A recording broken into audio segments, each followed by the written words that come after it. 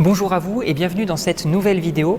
Alors si vous avez un projet, que ce soit en construction, en rénovation ou en extension, peut-être que vous ne savez pas bien par quel bout le prendre.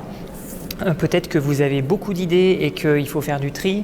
Peut-être qu'au contraire, vous avez du mal à vous projeter. Vous ne savez peut-être pas si le projet est viable d'un point de vue technique, réglementaire, même d'un point de vue spatial. Est-ce que ça va pouvoir fonctionner? Et puis peut-être que vous ne savez pas du tout en termes de budget si le budget que vous comptez y consacrer sera suffisant par rapport au projet que vous avez. Donc je vais vous expliquer aujourd'hui la marche à suivre en 4 étapes en guise de point de départ pour tout projet, que ce soit construction, rénovation ou extension. Et en tout cas, c'est ce que moi je propose à mes clients quand on m'appelle. C'est la première étape, c'est ce que j'appelle le rendez-vous conseil où on va aborder ces 4 points. La première étape, c'est le programme. Donc là, tout simplement, vous allez prendre une feuille et puis noter pièce par pièce ce dont vous auriez besoin dans votre maison. Et puis, en face de chaque pièce, vous allez mettre une surface, la surface que vous estimez être la bonne par pièce. Et du coup, vous obtiendrez un total de surface habitable. Et puis même, je vous conseille pour aller plus loin, si vous voulez une maison à étage, c'est de faire ce programme par étage. Par exemple, vous allez avoir au rez-de-chaussée telle et telle pièce, et puis à l'étage, telle et telle autre pièce. Et du coup, on aura un total rez-de-chaussée, un total étage. Et ça permettra aussi d'avoir déjà une première idée du style d'architecture qu'on aura. Si on a la même surface en bas et en haut, ça orientera plutôt vers une architecture de type maison compacte qui est adaptée pour faire du bioclimatique et de la maison passive. Et donc justement, moi, j'amène mes clients à essayer de chercher la compacité, y compris déjà dans le programme. Après, voilà, il faut que ça puisse convenir, bien sûr, mais on va essayer de tendre vers ça. La deuxième étape, c'est l'analyse des potentiels et des contraintes du site. Donc si par exemple vous avez un terrain en vue, vous allez voir comment le terrain est orienté, est-ce qu'il y a des vis-à-vis qui peuvent être gênants, est-ce qu'il y a des nuisances sonores, enfin voilà, tout ça c'est important à bien en avoir conscience au départ et puis on va pouvoir voir s'il y a des points négatifs que le projet pourrait compenser ou pas. Et puis tout bêtement, sur des terrains qui parfois sont un peu petits, il faudra se poser la question, est-ce que le projet va tenir dans ce terrain?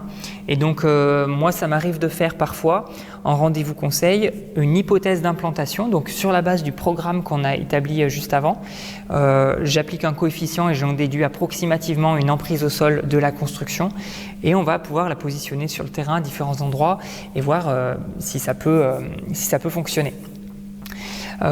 Autre cas, si vous avez une maison existante, on va regarder comment sont les accès existants, comment sont les vues, où est le soleil, est-ce qu'on aurait la place de faire un projet, à quel endroit, est-ce que vraiment ça va pouvoir mettre en valeur la maison.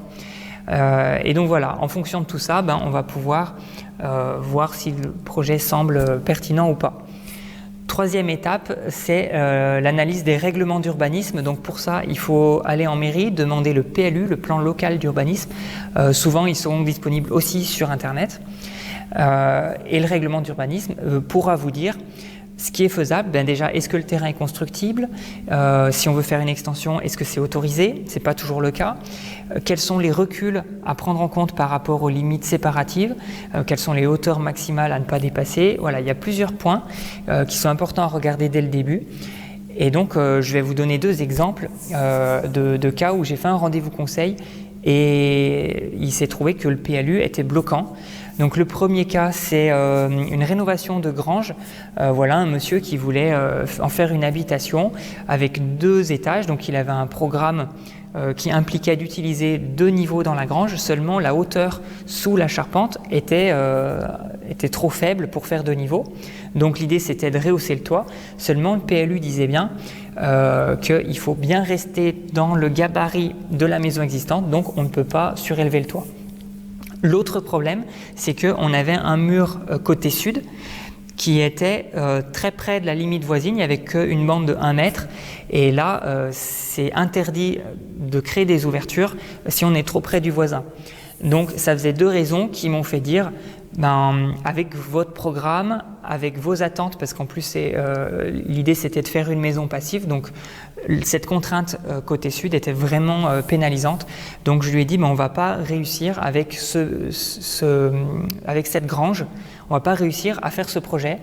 Ce que vous pourriez éventuellement faire, c'est négocier avec le voisin pour obtenir une bande de terrain supplémentaire pour pouvoir créer des ouvertures.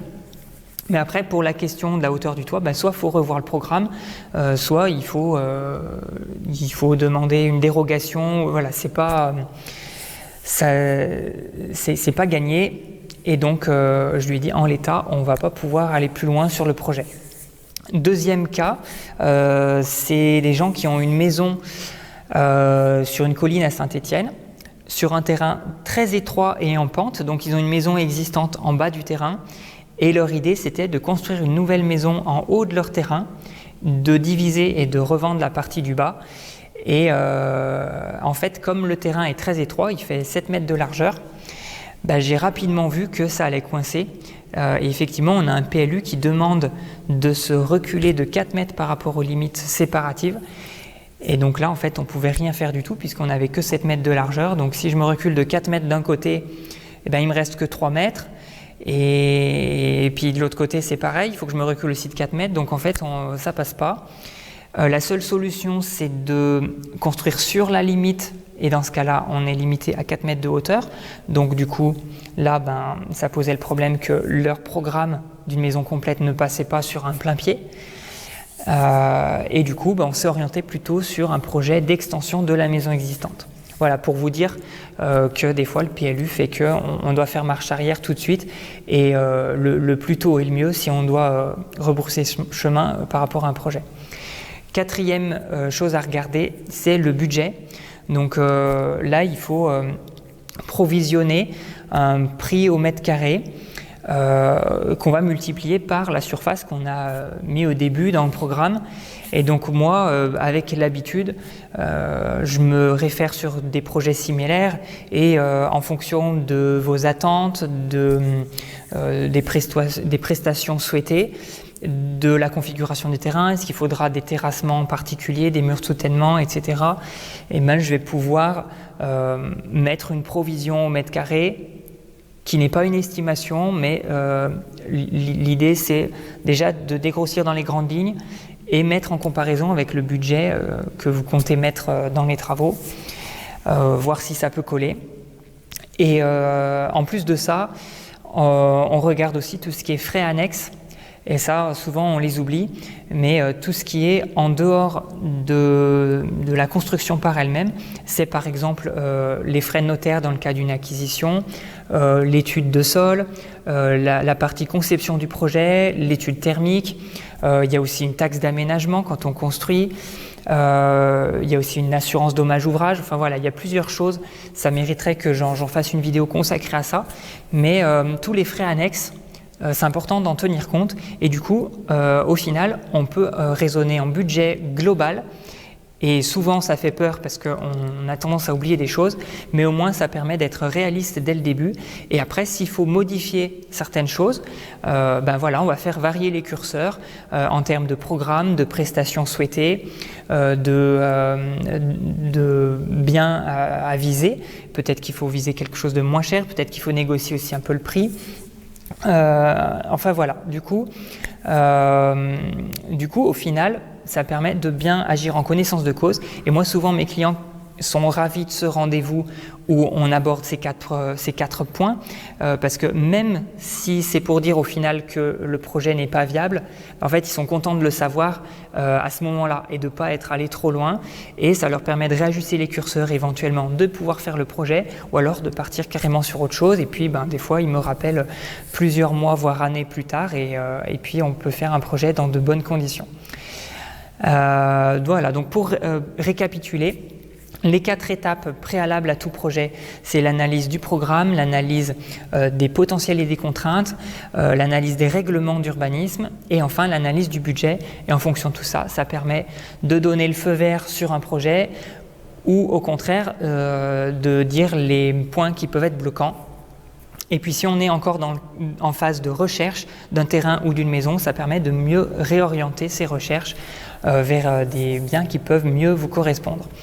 Donc voilà, ce genre de déroulement et d'analyse, vous pouvez dégrossir déjà beaucoup de choses vous-même. Et puis après, pour aller plus loin, c'est là où vous pourrez demander l'avis d'un architecte qui vous permettra ensuite d'enclencher ou pas sur un projet. Voilà pour aujourd'hui, je vous souhaite une très bonne journée et je vous dis à bientôt. Ciao!